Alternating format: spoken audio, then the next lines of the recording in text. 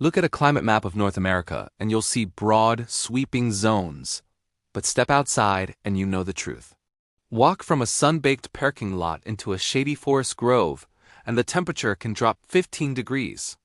Drive up a mountain from a dry valley floor, and you'll find yourself in a misty rainforest.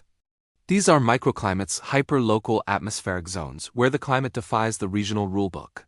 And across our continent, right now, they are undergoing a hidden transformation that's rewriting the rules of life in real time. Welcome to North American Life. Today, we're exploring the secret world of North American microclimates. First, how do these tiny climate pockets even form? They're built by invisible architects. The primary sculptor is topography. This is why the western slope of the Sierra Nevada is a temperate forest, while the eastern side, just over the crest, is the arid Owens Valley. One mountain, two worlds. It's also why farmers have known for centuries not to plant frost-sensitive crops in valley bottoms. Cold, dense air flows down slopes at night like water, pooling at the bottom. These areas are natural frost pockets. The second architect? Water bodies. This is why Michigan's Fruit Belt exists along Lake Michigan, and why Toronto is noticeably milder in winter than inland cities at the same latitude. Massive bodies of water are giant climate batteries. The third architect is urbanization, the concrete creator. Our cities don't just replace nature. They create their own artificial microclimates. Concrete and asphalt absorb and radiate heat. Buildings create wind tunnels and shadow canyons. And waste heat from cars and AC units raises the temperature by as much as 10 degrees Fahrenheit. A city is a climate of its own making. Now, layer on global climate change.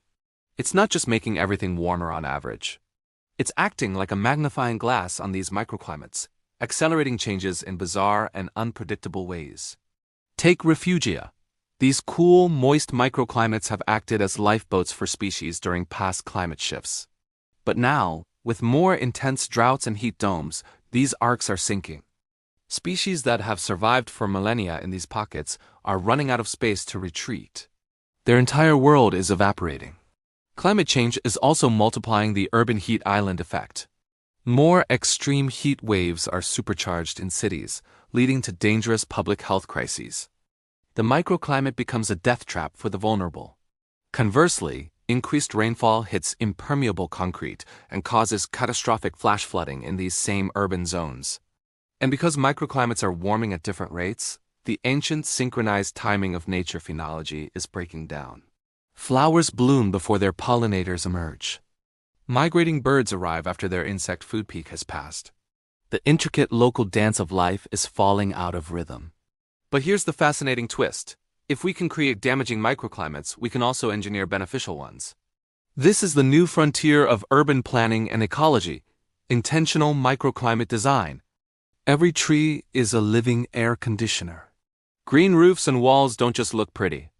They insulate buildings and cool the air. Parks are not just amenities. They are cool islands. Cities like Phoenix and Los Angeles are now strategically planting cool corridors to combat extreme heat, literally redrawing their thermal map. We can use water features not just for decoration, but for climate control. And by replacing concrete with permeable, water-absorbing landscapes, we can cool the ground and mitigate flooding simultaneously. Conservation is also changing. It's no longer just about saving big generic swaths of land. It is about microclimate mapping, identifying and protecting those critical, north-facing slopes and cold water stream sources that will serve as the vital arcs for biodiversity in the coming century. So, what does the future hold? The old model of predictable climate zones is breaking down. The future of North America's environment will be a patchwork. We will see climate opportunists, both native and invasive species, jumping into newly suitable microclimates, rewriting local ecosystems overnight. We'll see human conflicts over water and land intensify as the value of a cool, wet microclimate skyrockets. This means our approach to everything from farming and forestry to real estate and public health must become hyper-local. We need to think not in terms of state or regional climate, but in terms of neighborhood, hillside, and city block. For centuries, North Americans have tried to impose a uniform order on a continent built for diversity. We've planted the same crops, built the same houses, and applied the same rules across wildly different local contexts. The story of microclimates is a lesson in humility and attention. It teaches us that the most powerful environmental forces are often the most local. The future belongs not to those who try to control the macroclimate, but to those who learn to read, respect, and thoughtfully influence the micro. To thrive in the transformed North America ahead, we must all become microclimate natives, attuned to the hidden weather of our own backyards, our city streets, and our local woods. Because the greatest environmental transformation isn't just happening in the atmosphere. It's happening in the invisible pocket of air right outside your window. The map is being redrawn outside your door. What's the microclimate like where you live? Is there a spot that's always cooler, a place where the wind always blows, a garden that thrives where others fail? I want you to become a microclimate detective. Go outside, observe, and tell me what you find in the comments below. If you want to explore more of the hidden layers of North American life with us, please like, subscribe, and hit the bell. Thanks for exploring the invisible world with me.